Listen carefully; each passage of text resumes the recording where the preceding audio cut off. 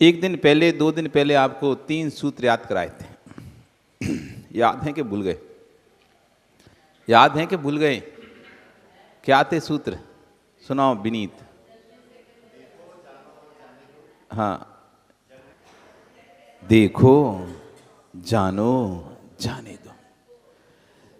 जगत में यदि सुखी रहना है, नरेश ही नाम है आपका, नरेश जी, जगत में सुखी रहना है, एक सूत्र अपने कंठ में, अपने मस्तिष्क में, अपने हृदय में, देखो, जानो, जाने दो। दुखी क्यों है व्यक्ति? देखने में दुख नहीं है, जानने में दुख नहीं है, उसको अपना मानने में दुख है। देखोगे दुख नहीं होगा, जानोगे दुख नहीं होगा। क्या काम करते हैं नरेश जी आप? LIC काम करते हैं ना? प्रीमियम कितनी आती है? लाख रुपए प्रीमियम जमा करते हैं ना? कहां पर? LIC में जाकर 10 लाख, 20 लाख, 25 लाख, कोई 50 लाख प्रीमियम जमा करते ना। देखते हो पैसे को? जानते हो पैसे को? अपना मानते हो क्या? देखते हो पैसे को? लाखों रुपए पैसा तुम्हारे हाथ में आता है, 20-20, 25-25, 40-40 लाख, 1-1 करोड़ रुपए आप LIC की प्रीमियम जमा एक साथ करते हो। दुख नहीं होता जब पैसा जाता है तो? क्यों नहीं होता दुख? नहीं, उसमें से मिलेगा। इतना कौन पागल है जो करोड़ रुपए दे के नहीं 20 लाख ले रहा है? ऐसे तो पागल बनती है ना ये तो। तुम अपना करोड़ रुपए दे के अपना करोड़ रुपए दे के उससे अपने से 20 लाख ले रहे हो। हाँ, ये बात आई। आपने देखा, जाना, उस 1 करोड़ रुपए के लिए अपना माना क्या? यदि वो तुम्हारा होता तो क्या तुम दे देते? देख रहे हो, जान रहे हो, लेकिन अपना उसे मान नहीं रहे, इसलिए वो करोड़ रुपए जा भी रहा है तो तुम्हें किंचित मात्र रंत मात्र खेद नहीं हो रहा है। रंच मात्र भी खेद नहीं हो रहा है कि तुमने देखा, तुमने जाना, लेकिन उस करोड़ को अपना माना नहीं, इसलिए तुमने दे दिया, दुखी नहीं हो। व्यक्ति देखे, व्यक्ति जाने, दुख नहीं होगा, लेकिन जिस दिन उसे वो अपना मान बैठे, बस एक बार क्या हुआ, एक सेठ के यहां पर एक बहुत सुंदर घड़ी लगी हुई थी। एक सेठ के यहां पर बहुत सुंदर घड़ी लगी हुई थी, और वो घड़ी ये मानो कि उसके दादा परदादा के समय की थी, मतलब एंटिक पीस था। तो बेटा क्या नाम तुम्हारा? तुम्हारे से पूछ रहे। अनमोल। अनमोल थी घड़ी, अनमोल। वो घड़ी अनमोल थी, उसका मोल नहीं था। जो एंटिक पीस हो जाता है ना, तो उसकी कीमत क्या होती है? 2-2 रुपए के नोट 1000-1000 रुपए में चले जाते हैं। पुराने नोट जो अब देखने में मिल रहे, वो अब बाजार में बिकते हैं। तो एक भैया आया, महाराज जी हम 1-1 के नोट की गड्डी, 100 की गड्डी 1000 में बेच देते हैं। ऐसे कैसे? नहीं महाराज जी, चलते हुए। क्या करते हैं लोग? बस रखते हैं अपने घर में। अब ये आना बंद हो गया तो लोग उसको 1 का नोट 10 रुपए में खरीदते हैं।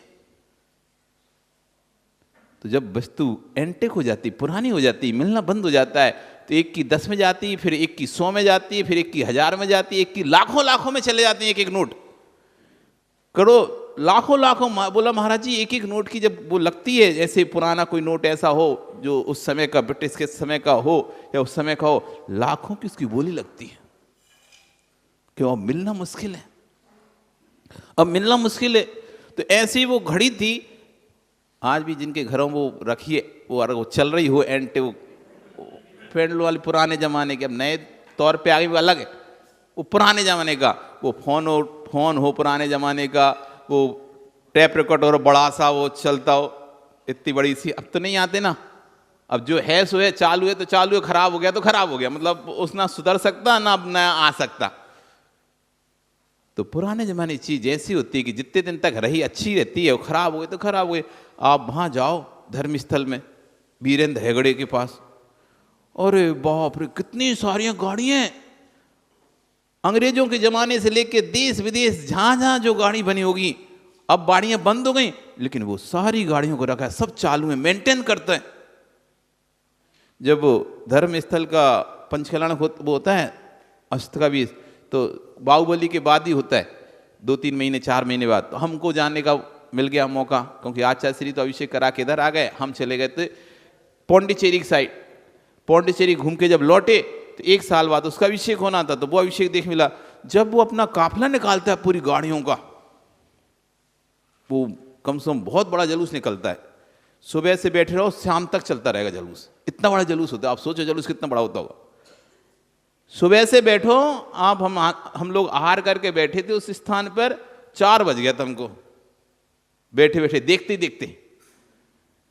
पूरे अनेक प्रकार की वो झांकियां वगैरह, अनेक प्रकार की ड्रेसेस, पूरे भारत के जितने ही प्रांत हैं, सब प्रांतों के वेशभूषा में लोग वहाँ नृत्य करते हुए, जैसे अपन देखते परेड में, भारत की परेड में ऐसे निकलते ना सब अपने अपना लेके, ऐसा पूरा जुलूस निकलता है। सुबह से बैठ जाओ शाम तक, और रात तक चलते रहता है। वो तो हम लोग आ गए, ऐसा जुलूस निकलता है, उसमें पूरी काफिला निकलता है उस गाड़ियों का, जितनी है उसके पास, पुरानी पुरानी सब है, सारी गाड़ी। तो ऐसे निकलता, एंटिक पीस है। आज जो आप मांगो तो नहीं मिलेगा कहीं भी। तो ऐसी सीट के पास ऐसी एंटिक घड़ी थी, इतनी कीमती अनमोल घड़ी थी, उसकी कोई कीमत ही नहीं थी एक तरह से, मार्केट में तो मिल ही नहीं सकती। और वो कभी बेचने, वो तो सोचता था चलो मेरे दादा परदादे की निशानी है। और वो जब भी जाता घड़ी को देखता, आता विमल जी घड़ी को देखता। आप देख नहीं घड़ी घर में? हाँ, एंटिक पीस हो तो रोज आदमी उसको आते में भी देखता है और जाते में देखता है। तो देखता था। एक दिन क्या हुआ, उस घर में एक नौकर था। ये नौकर भी पीढ़ी दर पीढ़ी चला रहे थे, मतलब पहले दादा, फिर उनके पिताजी, फिर उनका बेटा, मतलब एकदम बहुत ईमानदार पीढ़ी दर नौकर चलते ना किसी के। पहले पिताजी भी करते थे इनके, उनके दादाजी हमारे यहाँ काम करते थे, जब दादा इस समय तो उनके पिताजी करने लगे, और उनका बेटा ये करने लगा। तो पीढ़ी दर पीढ़ी नौकर चला रहा था। एक दिन नौकर साफ सफाई कर रहा था, और साफ सफाई में घड़ी से हाथ लग गया और घड़ी टूट गई। अब नौकर का तो कलेजा बाहर निकले आया। अब मालिक को क्या उत्तर दूंगा? अरे दादा परदादा पुरानी घड़ी, और अब ऐसे भी नहीं कि दूसरी कह देंगे जाओ आप दूसरी खरीद लो, हमसे हमारी सैलरी काट लेना, पैसा काट लेना, जो करना वो करना। पर अब क्या बोले बेचारा नौकर उदास, अब क्या बोलेगा। शाम को सेठ जी आए, और आते से जैसे इनकी नज़र घड़ी पर गई, दीवार खाली, तो एकदम शॉक्ड हो गए। नौकर को तो बुलाते जल्दी से, ये घड़ी कहाँ गई?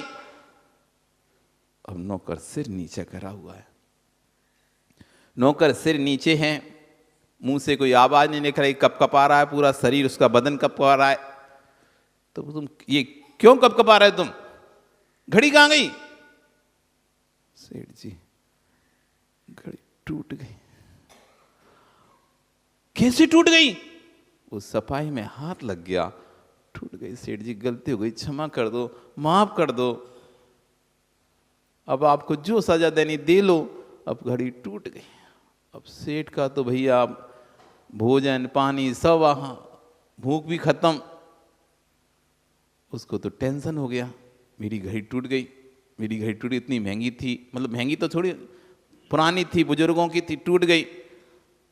अब वो मैंने सोचता इसको भी बोल के क्या करूँगा, इसको डांटता हूँ भगाता हूँ तो घड़ी तो चली गई है, इसको डांटूंगा चिल्लाऊंगा तो ये और चला जाएगा, फिर ऐसा नौकर और नहीं मिलेगा ईमानदार, उसको भी कुछ नहीं बोल सकता। और अपने गम को बताए कहाँ?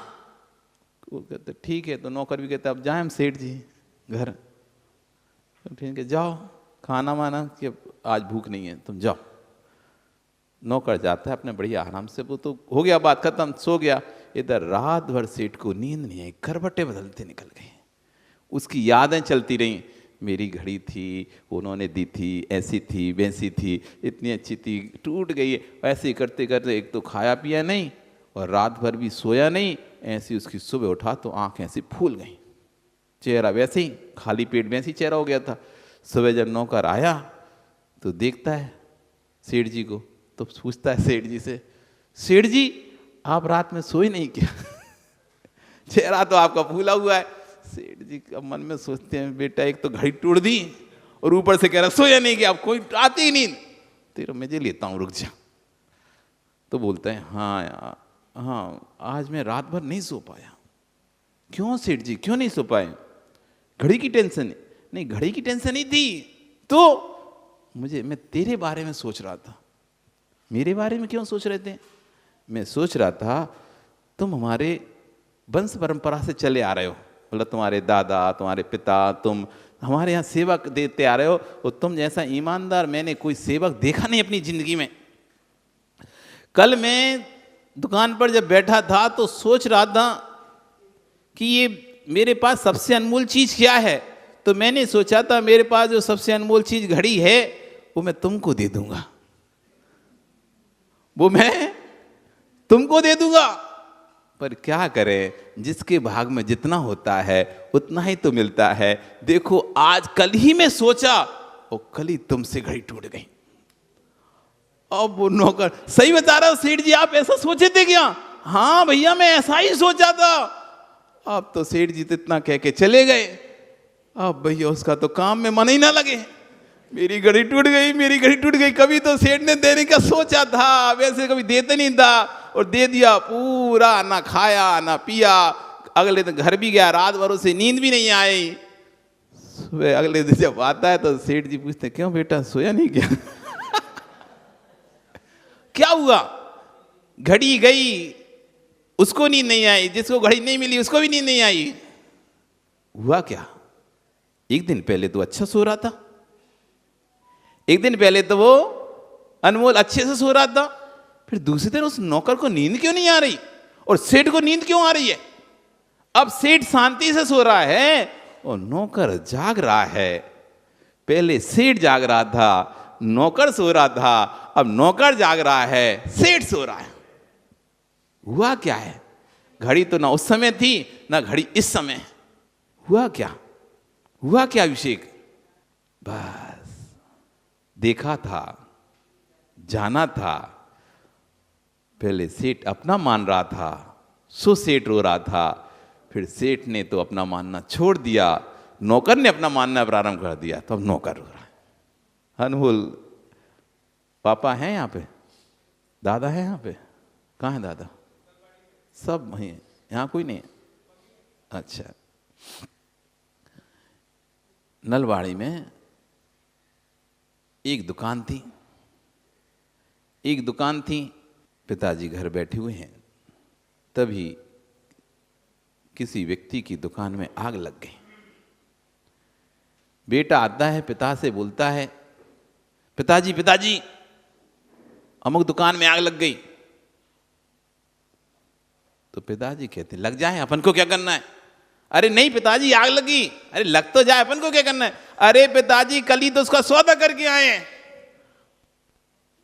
अभी तो कह रहा था लग गई, हमें क्या करना है? और जैसे ही पता चला सौदा करके आए हैं, अब तो राह नींद चैन सब उड़ गया। हुआ क्या थी बीच में? तभी सो रहा था, तभी वही समय था, इतना सा सुना उसका सौदा हमने कर लिया है, जिस दुकान में आग लगी है वो दुकान हमारी हो गई है। अब परिणाम देखो। एक क्षण पहले मुझे क्या करना है, मुझे क्या करना है ये सोच रहा था, और अब दूसरी क्षण में सोचा मैं क्या करूं, अब कैसे बचाऊं, कैसे क्या करूं। ये बदलाव आया कहां पे? धारा बदली कहां पे? समय वही है, स्थान वही है, व्यक्ति वही है, सब कुछ वही है। एक क्षण में क्या हो गया? एक क्षण पहले जो व्यक्ति हमको अच्छा लगता है, अगले क्षण हमको बुरा लगता है। एक क्षण पहले जो बुरा लग रहा था वही अगले क्षण अच्छा लगता है। ऐसा क्यों? कोई जाता है, कोई आता है, किसी के जाने का दुख होता है, किसी के जाने का दुख नहीं होता। ऐसा क्यों? लोग आते हैं, लोग जाते हैं, किसी के जाने से हमें दुख होते हैं, किसी के जाने से दुख नहीं होता है। ऐसा क्यों? शायद मैंने उनको अपना माना इसलिए, शायद उनको अपना नहीं माना इसलिए। जिनको अपना माना उनके जाने से मैं दुखी हो रहा हूं, और जिनको अपना नहीं माना उनके जाने से मुझे कोई फर्क ही नहीं पड़ रहा। देश में कई लोग मर रहे हैं, देश में कई जा रहे हैं, कई जन्म ले रहे हैं। कितने लाख तो मरते हैं और कितने लाख जन्मते हैं। करोड़ों की आबादी में, अरबों की खरबों की आबादी में कितने मर रहे हैं, कितने जन्म रहे हैं। आपको नरेश कितने का दुख हो रहा है, कितने की प्रसन्नता हो रही है? सिर्फ जो जिनसे हमारा राग है उनके मरने का दुख होता है, जिनसे हमारा राग है उनके जन्मने की खुशी होती है। और राग हट जाए तो जो अपने भी हैं यदि उनसे भी राग हट जाए, ना तो उनके मरने का दुख होता, ना उनके जन्मने का दुख होता। जिन परिवारों में भाई भाई नहीं बोलते, आपसी आना जाना नहीं है, बैरियों जैसे उनके संबंध हैं, एक दूसरी शकल भी नहीं देखना चाहते, तो ना तो उनके मरने का दुख होता उसको, ना उनके घर में जन्मने की खुशी होती है क्या?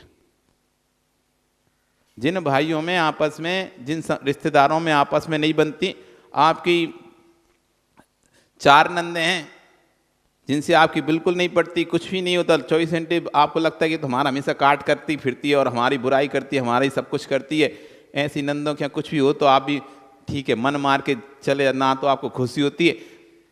फॉर्मेलिटी में 1 दिन पहले चले जाओगे, उनके यहाँ शादी हो, उनका कोई फंक्शन होगा तो फॉर्मेलिटी के लिए भी ये जाना है तो 1 दिन पहले चले जाओगे, या जाओगे नहीं, कोई बहाना ले लोगे।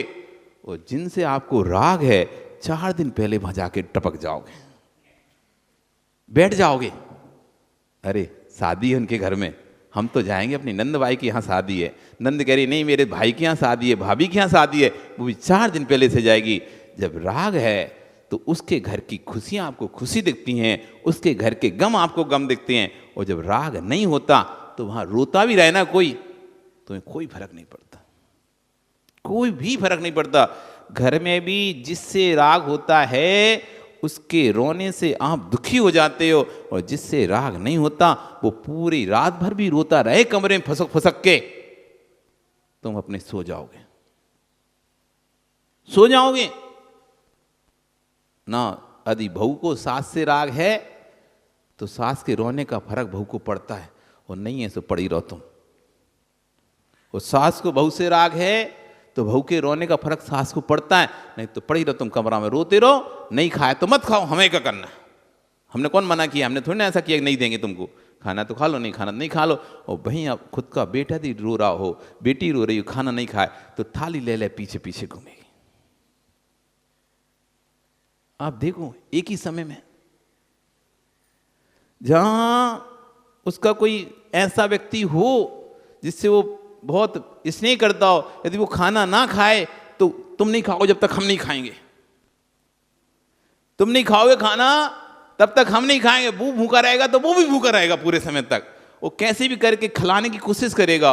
और जहां कोई राग नहीं है, नहीं खाए तो हमने पूछ लिया, तो हमने तो पूछा था, एक बार पूछा भी था, बोला भी था भैया खाना लगा दें, उन्होंने मना कर दिया, तो हम क्या करें? हम क्या 24 घंटे घूमते थोड़ी ना उस पीछे थाली ले मुंह में खिलाएं, कोई बच्चे थोड़ी ना है।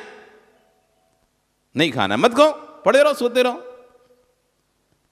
जहां राग नहीं है वहां ये भाषा है, और जहां राग है तुम नहीं खाओ तब तक हम नहीं खाएंगे, तुम भूखे रहो तो हम भी भूखे रहेंगे, खाना पड़ेगा, पीछे पीछे घूम रहे। तो जहां राग है वहां दुख है। इसलिए आचार्य भगवान कह रहे हैं देखो जानो जाने दो।